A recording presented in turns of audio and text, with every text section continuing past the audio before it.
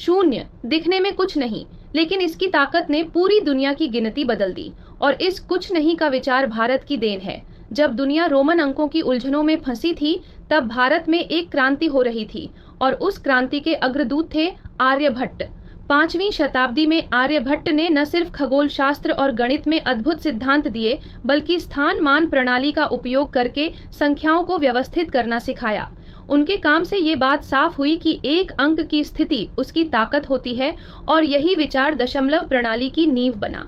शून्य को उन्होंने भले ही प्रतीक रूप में नहीं दर्शाया, लेकिन उसके सिद्धांत को अपने कार्य में स्पष्ट रूप से अपनाया। इसके बाद ब्रह्मगुप्त ने 7वीं शताब्दी में शून्य को एक पूर्ण संख्या के रूप में परिभाषित किया।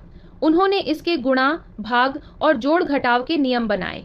ये कोई साधारण सोच नहीं थी, ये गणित की भाषा को फिर से लिखने जैसा था।